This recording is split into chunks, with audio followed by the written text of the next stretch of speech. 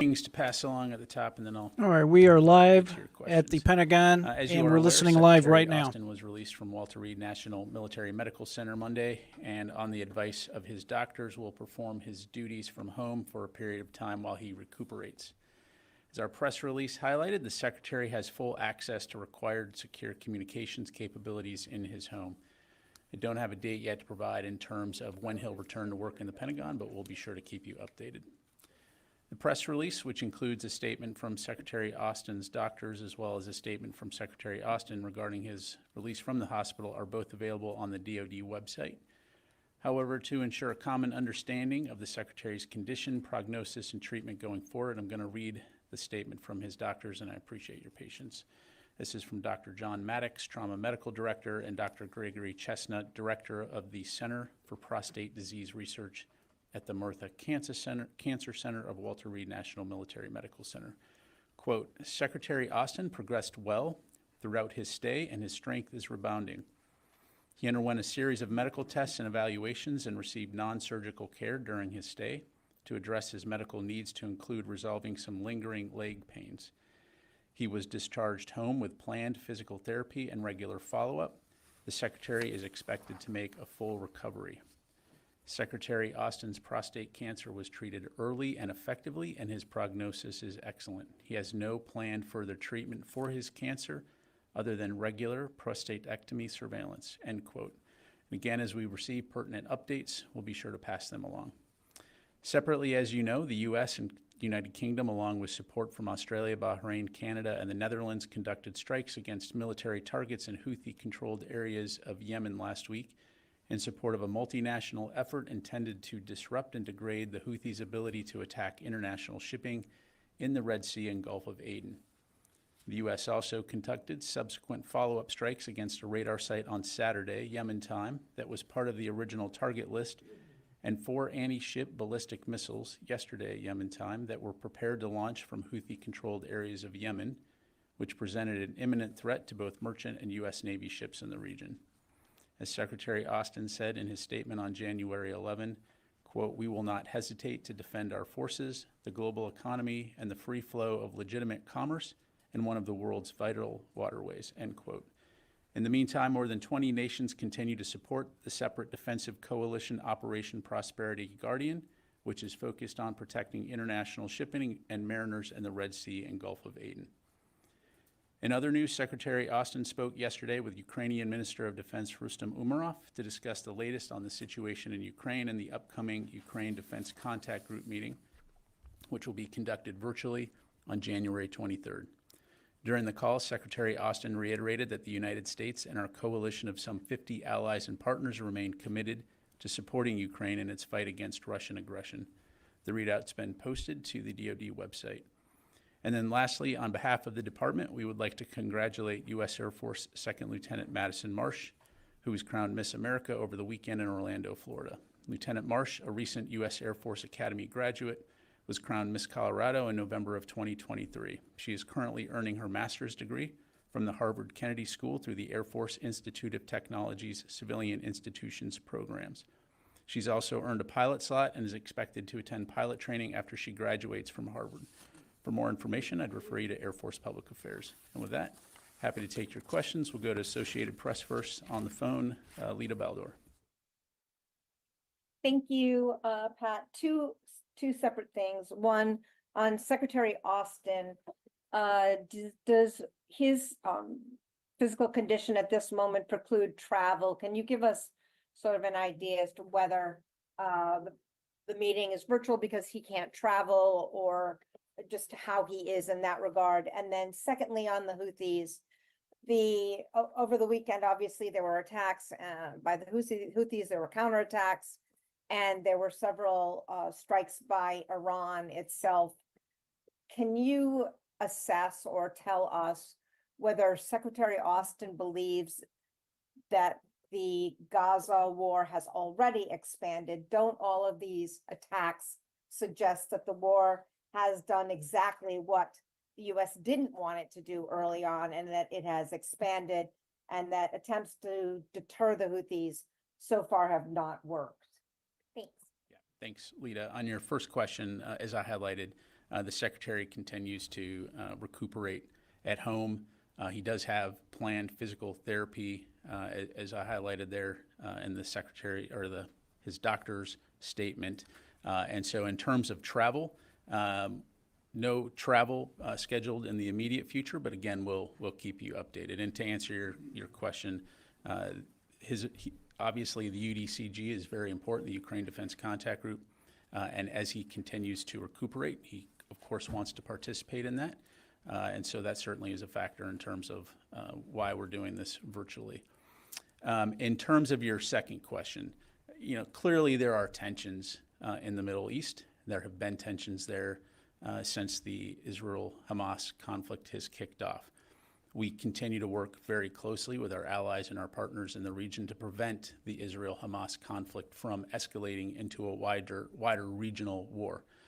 When it comes to the activities that we see by the Houthis in the Red Sea, again, they are exploiting this situation to conduct attacks against the ships and vessels from more than 50 countries, affecting more than 50 countries around the world.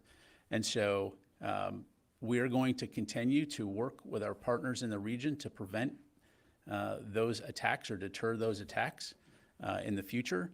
And we're also going to continue to work very hard to prevent the Israel-Hamas conflict from escalating into a broader regional conflict. But to answer your question, no.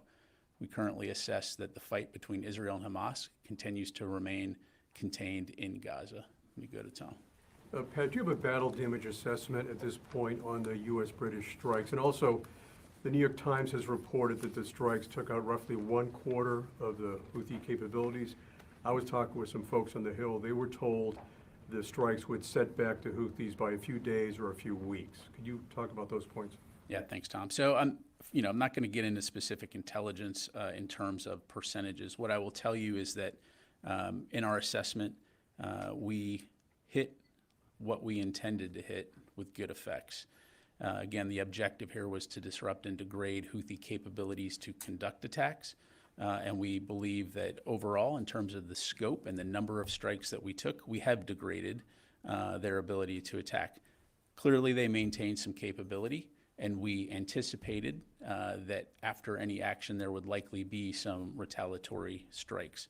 And that's what you're seeing now. So we're going to keep working alongside our international partners. And as I highlighted at the top, we're going to continue to do what we need to do to protect our forces, but also deter future attacks from the Houthis. I'm not going to telegraph, forecast, or speculate about any future strikes other than to say that these actions by the Houthis are illegal, reckless, and dangerous, and they need to stop. And you can't say how much you've degraded or disrupted the Houthi capabilities? I'm not going to get into percentages or talking other than to say, we employed over 150 munitions, targeted over 16 locations, and had impact. Thank you. Fadi. Thank you, General. I have two questions. We've been reporting about a new attack today in the Gulf of Aden from Houthi-controlled areas in Yemen that targeted a U.S. merchant vessel.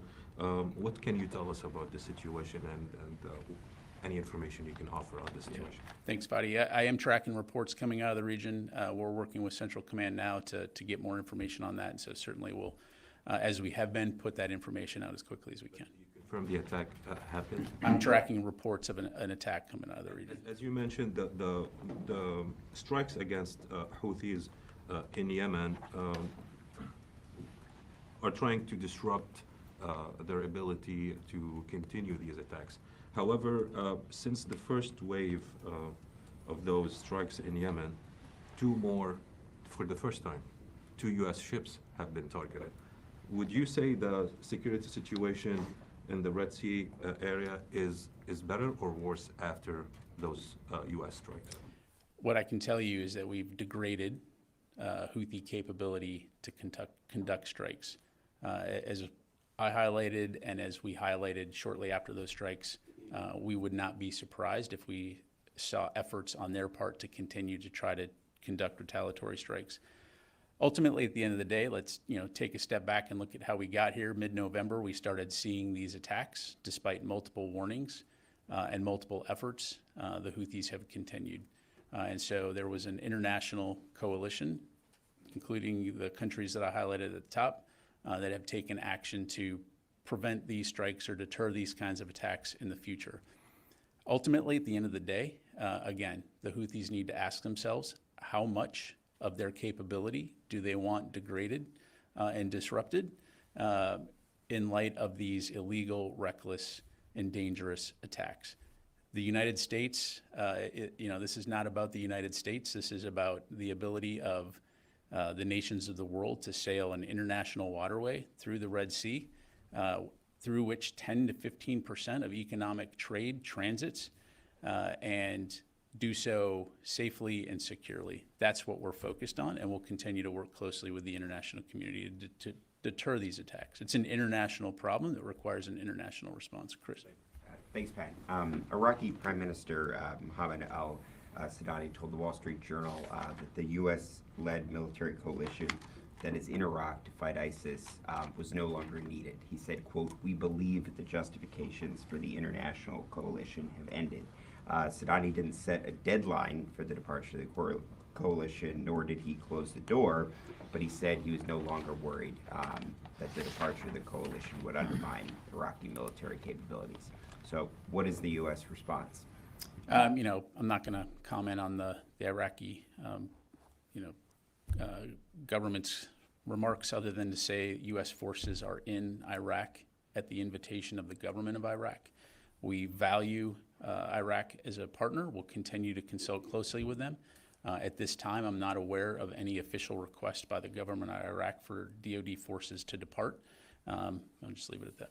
Have there been requests for any official talk about departing? As I highlighted at the last two press briefings, we continue to engage in conversations and communications with our Iraqi partners on U.S. force presence in Iraq as it relates to the safety and security of those forces. But again, U.S. forces are there at the invitation of the government of Iraq, focused on the Defeat ISIS mission.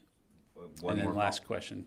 You try to ask it a different way, maybe I'll answer it a different way. Well, yes.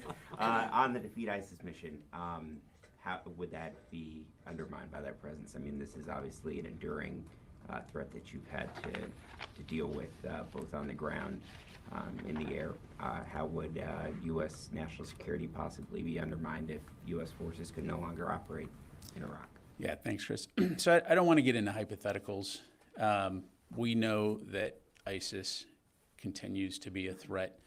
The counter-ISIS campaign was largely successful over the last 10 years in terms of muting the threat of ISIS as it relates to Iraq and Syria, in no large part, in no small part rather, than to the professionalism of the Iraqi security forces as they have continued to increase their capability, their skills, and their effectiveness.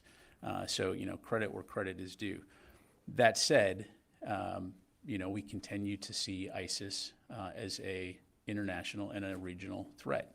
And so we can't take our eye off the ball when it comes to ISIS. And that is the purpose of the Defeat ISIS mission, to ensure the enduring defeat of ISIS. Ultimately, though, at the end of the day, again, we are in Iraq at the invitation of the government of Iraq, and we will continue to consult closely with this valued and important partner. I'll just leave it there. Yes, sir. On the same topic, what's your assessment on your personnels in Iraq? Do you think that you need to be there for a longer time because ISIS is still a threat? Or what's your assessment on your presence? Well, look, the way that the United States conducts operations is in consultation with our allies and partners. That's exactly what we're doing in the Red Sea. And so we are there at the invitation of the government of Iraq. I mean, we've talked about this before, but for the benefit of those who have not been following this, if you go back to 2014, when ISIS was on the outskirts of Baghdad, it was the United States, working with partners in the region, to include Iraq, inviting U.S. forces to come and help to defeat and counter ISIS. And so, we will continue to consult closely with our partners in the region and continue to work together to address regional and international security threats that affect all of our security. And one Question on the Iranian attacks on Erbil. What's your assessment on that attacks? Because it was almost within a few miles away from your bases in Erbil, and why you didn't use your anti-missiles system, defense system, to repel some of these missiles that were attacking civilian areas? So as I understand it, none of these strikes were targeting U.S. personnel or U.S. facilities. You've heard the Iraqi government respond. I'll refer you to that. My understanding is that these strikes were not precise, and just leave it there. And I need to get to the other side of the room. Yeah. The 2024 National Defense Authorization Act includes a provision for equipment for Iraqi Kurdistan Peshmerga forces with air defense. Are you going to work on that? Again, I'm not going to get ahead of pending legislation, in terms of,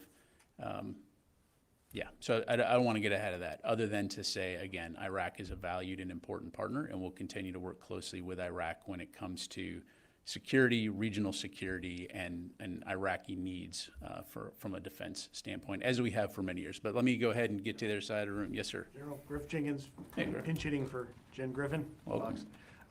Two-pronged question. First, the administration redesignating the Houthis as this specially designated global terrorist list, seen as a lesser designation than the FTO. How does that impact you guys? Does it take away any tools for holding terrorists accountable? If you could speak sort of to that.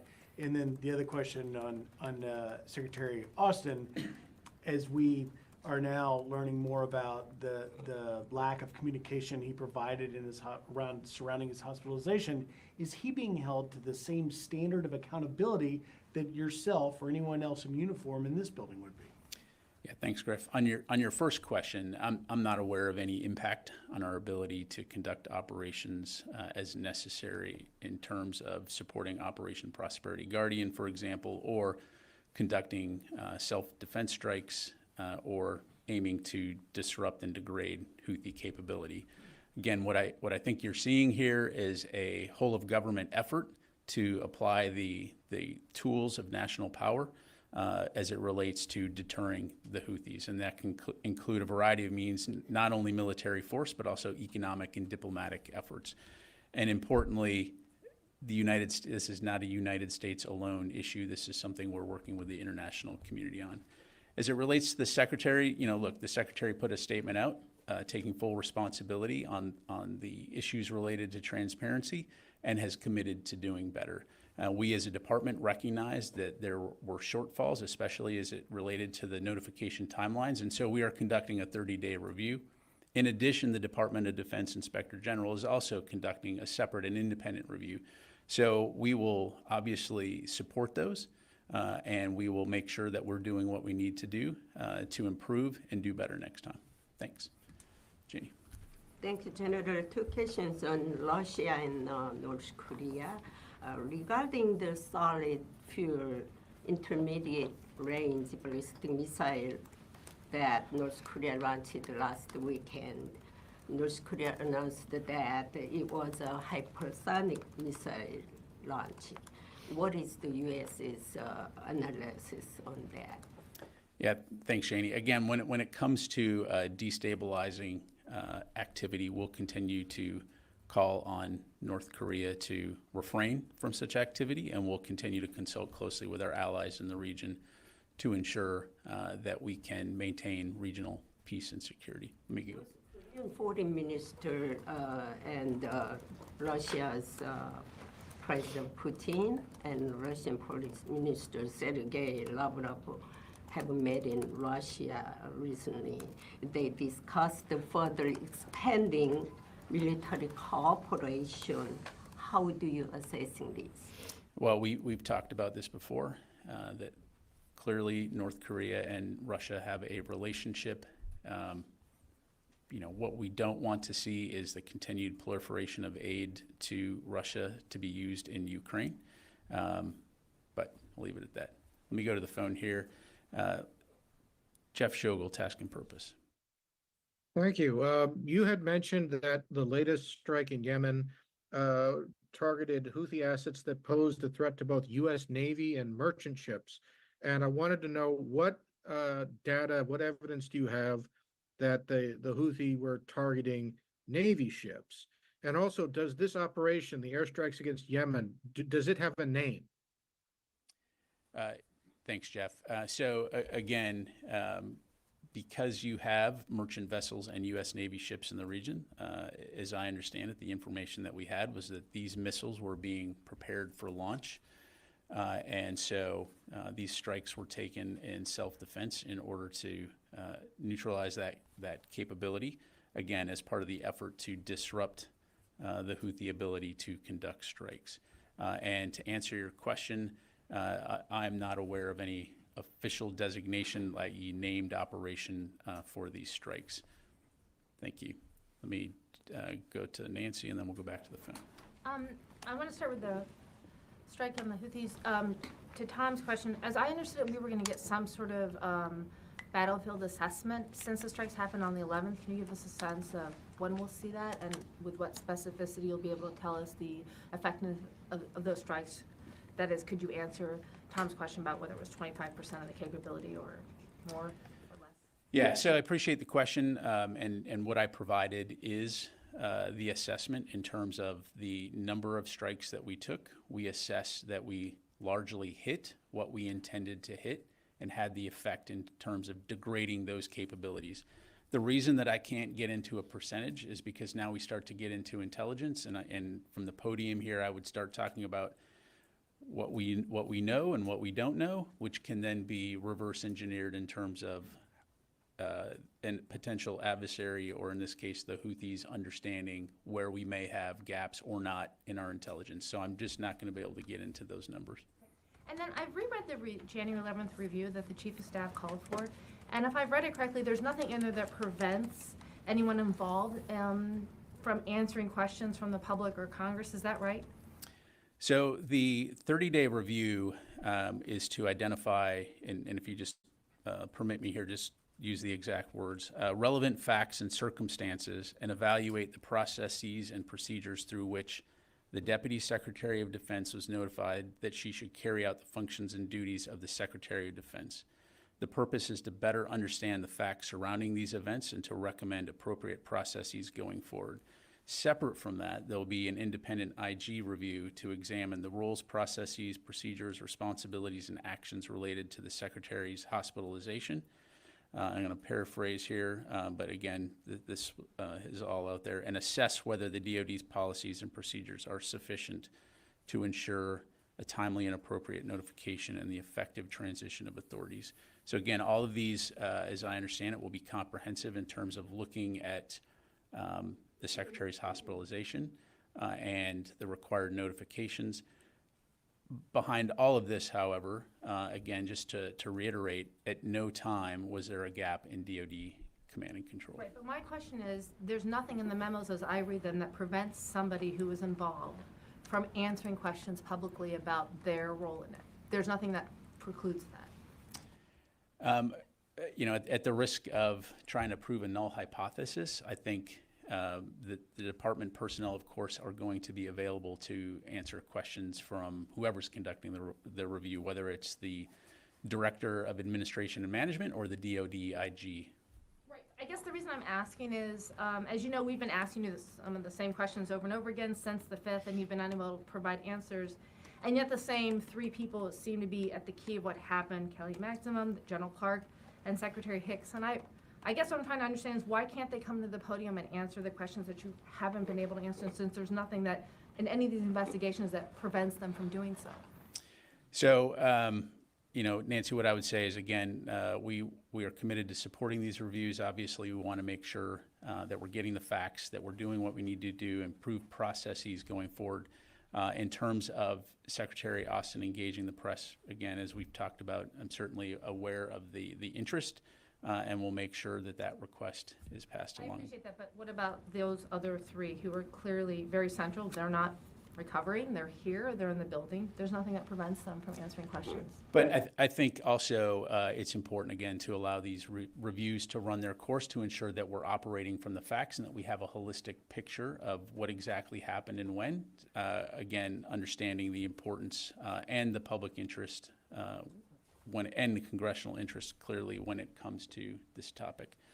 Let me go ahead and go back to the phone here. JJ Green, WTOP. General, the Houthi attacks, can you say if these attacks that have been coming from locations recently have been locations that were hit in the U.S.-led coalition's strikes, or are these coming from new locations? And the second question, how does Iran's recently affirmed willingness to launch attacks directly impact the Pentagon's posture in the region? Yeah, thanks, JJ. On your first question, I'm not going to be able to get into the specific launch sites of Houthi missiles other than to say, again, they do retain some capability, clearly. And again, we will continue to do what we need to do to work with partners to deter these attacks, and importantly, to safeguard vessels that are transiting the Red Sea. As for Iran's attacks, or the missile strikes that they conducted yesterday, again, they put out a statement in terms of what those attacks or those missile strikes were conducted for. I'd refer you to them. The only thing I would say is, again, we've seen reports that these strikes were not precise. And of course, we in the United States continue to work closely with allies and partners in the region to prevent the conflict in Gaza from expanding into a broader regional war. Missy. Just a couple of questions. Could you give us an update on the follow-on from the SEAL mission? In terms of when you say an update? Search and rescue. Yeah, so on the search and rescue, the CENTCOM continues to lead that effort. It is ongoing. Certainly, we hope that we are able to recover our teammates. Our thoughts and prayers are clearly with their families at this time. I don't have any specific updates to provide right now, other than that that's ongoing. Okay. And then just going back to the question about the review and the IG examination. Apologies if you've said this already, but have you guys said whether or not that the results of that will be made public, and in what way? So for the IG review, that's something for the IG to respond to. As far as the department review, I can't answer that question because I don't know right now, other than to say we are committed to making sure that we keep the media, the public, and Congress informed in terms of lessons learned on this process. So you're not committing to making the report public, but saying something about what? Right, and I just don't know at this time where we're at in that process. IG, I know that they have, obviously they can't release classified information, but is there any role in DoD encouraging them to make information public if it is not classified? So the DoD IG by design is independent, and so again, this is their review, and ultimately at the end of the day, it's up to them. Again, broadly speaking, as you well know, there are circumstances where that type of information is publicly released or an unclassified version, but again, that's something I have to refer you to the IG to talk about. Yes, ma'am. Hi, Audrey Decker with Defense One. In light of the recent ship seizure that just occurred, what is the U.S. doing to disrupt the flow of missiles and drones from Iran to the Houthi rebels? Well, you had this most recent interdiction where the SEALs aboard the USS Polar, of course, CENTCOM put out a release on that. I'd refer you to that. That was the first interdiction since the Houthis began their attacks. If you take a step back, however, and look, the U.S. has worked very closely with partners in the region when it comes to conducting search and, when necessary, seizure for illicit arms that are transiting that region. And does that require more U.S. forces in the region or a change of posture at all? I'm not tracking any announcements to make right now in terms of additional U.S. forces in the region. As you've heard us say, we do maintain the ability to be flexible in terms of whether or not we need to place additional forces in the U.S. Central Command area of responsibility or anywhere worldwide. Let me go to Tony. A couple things you said here. The Houthis do retain some capability, clearly. But prior to the strikes, did the U.S. see a widespread dispersion of Houthi forces that in hiding, given all the chatter, all the publicity of an imminent attack? Yeah, thanks, Tony. I'm just not going to talk about intelligence about what we knew pre-strike, other than, again, we maintain a significant intelligence capability, and I'll just leave it there. Now, yesterday, the CENTCOM announcement saying these missiles were launched prior to strike, they were hit prior to launch. That implies that there's a really good sense of ISR over Yemen to pick up missiles on the ground being ready to launch. Is it fair to say that the U.S. at this point in the coalition have established a robust ISR capability, intelligence, surveillance, reconnaissance capability over Yemen, and that the posture now is preemptive strikes versus reactive taking on an anti-ship missile? Yeah, thanks, Tony. Appreciate the question. Again, I'm just not going to be able to talk about intelligence or specific capabilities as it relates to Yemen. As always, we maintain the inherent right of self-defense, and if the Central Command commander determines that there are a threat to U.S. forces or innocent, vessels transiting the region, he has the authority to conduct dynamic strikes as necessary. If this was a dynamic strike on an imminent launch? Yes. I mean, a dynamic strike means if you see a situation where forces are in danger or there's a threat, then you have the authorities to conduct a strike. Drone strikes, since they were loitering over? Yeah, so for operation security considerations, I'm just not able to go into more details in that regard. So let me go back to the phone here. Howard, Warzone. Yeah, thanks. I just wanted to follow up on a few things. First of all, I wasn't sure, did you say you're not saying how that strike, the preemptive strike, was carried out? And additionally, the Houthis have said that they're going to strike U.S. bases in the region. Do you anticipate that's going to happen? And then another question, Iran said it carried out a missile strike with a new missile that reached about 800 miles. Are you tracking that? And how concerned is the Pentagon about this capability? Thanks. Yeah, thanks, Howard. On your last question, I don't have anything to provide other than obviously, the capabilities that Iran maintains and develops is something that we watch closely all the time. And then on your first question, I apologize. What did you ask again? That was. Can you say how the preemptive strike was carried out on those Houthi missiles the other day? What struck it? Again, for reasons of operation security, I'm just not able to go into further details on that. Again, we will try to lean forward as far as we can when we're able to talk about those kinds of capabilities. But there will be times for either operation security reasons or diplomatic sensitivities that we're just not able to go into detail. Let me go to Reuters. Hey, this is Phil. Thanks. Real quick, on the BDA thing, the White House had suggested that you would be able to answer questions about the BDA in the briefing yesterday. And BDAs in the past have been, given out without reservations or caveats like the ones we heard today. Wondering whether or not there's concern about a U.S. intelligence capability in Yemen, or what it is that's making this case different. If you could explain that. And then secondly, can you assure us today that there are no U.S. troops on the ground in Yemen providing intelligence or other support for what's going on? Thanks. Yeah, thanks, Phil. I'm not aware of any U.S. forces on the ground.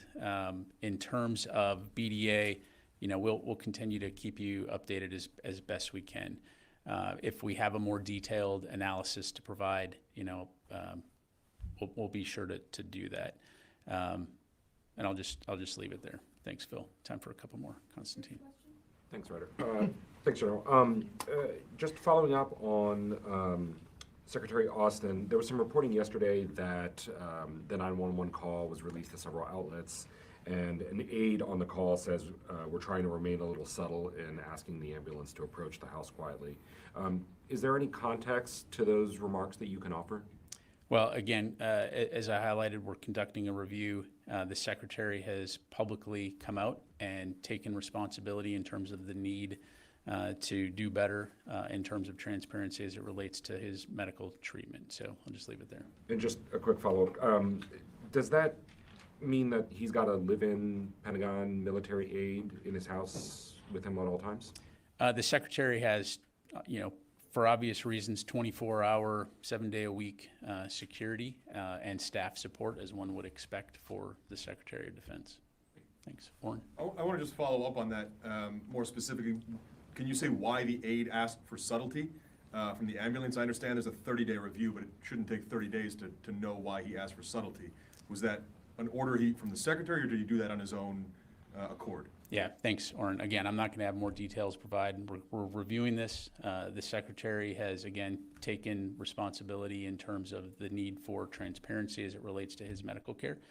But beyond that, I don't have any further details. I'll follow up on a different topic, if I may, on the SEALs. Why were SEALs on this mission? If I'm not mistaken, and I may be mistaken here, SEALs aren't normally part of a team that does visit, board, search, and seizure operations. Was there a specific reason that this particular mission involved SEALs? So I'm not going to go into the specifics of the operation other than to say you use a wide variety of capabilities around the world for a wide variety of missions. And so, there are going to be missions that SEALs are involved in that require that specialized skill. So, Courtney.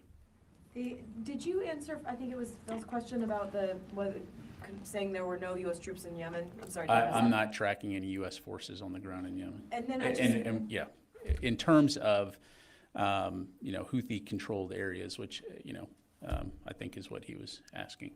And then on the, I just want to go back one more time to this review, because I don't understand how in one breath you're saying that you and the Secretary are committing to transparency and you aren't committing to providing the review publicly. It's not a classified. I didn't say I wasn't committing. I said I just don't know the answer to that question, where we're at in the process, and so I don't want to overpromise and underdeliver when it comes to the review. So what I'm committing to is we will obviously work to ensure that the public has an understanding of what we've found and what we're doing to improve. But I just can't stand here today and tell you where we're at in that process.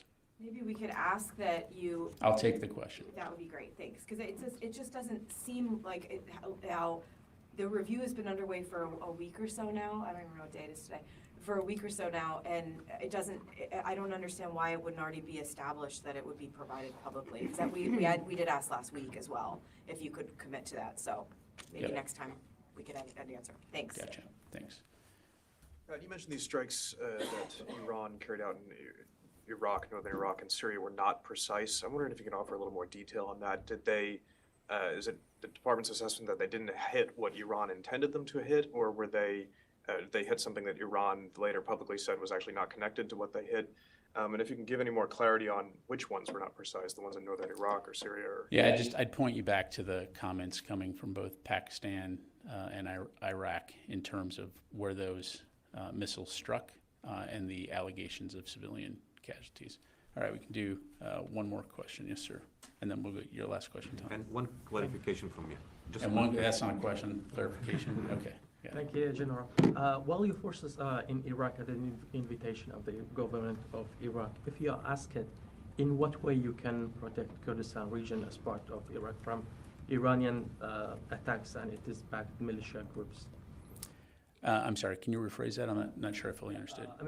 Your forces are in Iraq at the invitation of the government of Iraq, but if you are asked in what way you can protect Kurdistan region, where Iran attacked recently, which is a part of Iraq, in what way you can protect the region? Well, to your point, we're there at the invitation of the government of Iraq, and the focus of those forces is on the defeat ISIS mission. So when it comes to the sovereign protection of Iraq, ultimately at the end of the day, that's the responsibility of the government of Iraq. And if they ask us for support, and that's something that we're able to mutually agree upon and support, then clearly those are discussions and things we would do. But I just can't get into hypothetical scenarios about, the United States and taking on security responsibilities for the government, short of if we're not specifically asked to do that. So, Tom. Thank you, General. The strikes on the Yemen infrastructure, who actually authorizes those strikes, each time it occurs? Is that a secretary decision or is it a CENTCOM decision?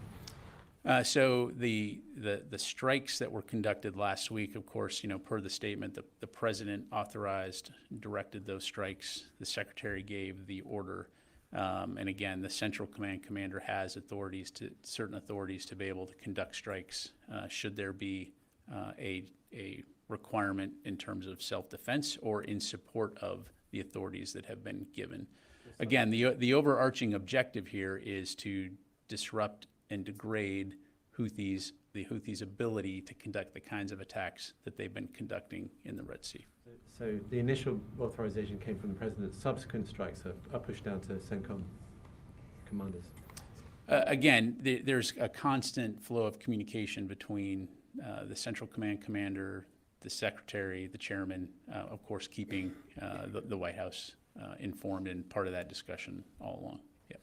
And last question, clarification. So outside areas controlled by Houthis, there remains to be U.S. forces in Yemen, according to your knowledge? I'm not tracking any U.S. forces in Yemen, but I think, and again, I apologize if Phil wasn't implying this, but the question, as I inferred it, was, do we have U.S. forces on the ground in Houthi-controlled areas of Yemen, conducting intelligence operations? Again, I'm not tracking any U.S. forces in Yemen at this point in time. In the entire of Yeah.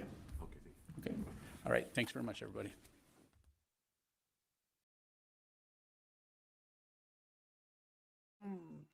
All right, my friends, appreciate y'all joining me today. JRDukes, of course, with you. All right, that was the Secretary of the Pentagon giving us a quick briefing on what's going on in the world right now. Obviously, over there in the Red Sea, you have the Houthis in Yemen that keep attacking our vessels over there. I don't know why the hell they tolerate that. They should have the president authorize an immediate, unconditional attack and just blow the living you-know-what out of them. But we have a weak, feckless leader right now, and this is what happens in the world, folks, when you have a weak leader. It is what it is. I really don't care what your political persuasion is, but when you have a weak leader, if you look back through American history, hell, if you look back through world history, when you have a weak leader, this is the type of stuff that happens all over the world. You have problems in Afghanistan, you have problems in Ukraine, you got a war going on in Israel, you have this nonsense going on in the Red Sea. It is what it is when you have a weak leader, just that simple. Obviously, he talked about Secretary Austin, Secretary of State, who disappeared for a week or 2 weeks or whatever the exact amount of days has been, is yet to be determined. So we'll see where that review, they have a 30-day review apparently going on. We'll see where that goes to. Obviously, it's extremely important to have a clear line of succession. The Secretary of Defense is the linchpin between the president and the military. Should the president need the military for whatever reason, war breaks out, a problem breaks out, the way he controls contacts or goes through the military is through the Secretary of Defense, which of course is Secretary Austin. If he cannot fulfill his duties, hey, it happens, but there has to be clear communication between his subordinates so that they can be in contact with the White House. It's really just that simple. And of course, OPG, Operation Prosperity Guardian, is ongoing. I believe it has 23 different nations in it right now. So that's a blessing. Hopefully they can patrol the Red Sea, keep 15 to 20% of our commerce free and flowing in that particular area. Finally, I want to tell you, if you have not been following my channel on YouTube, please check me out at JRDukes.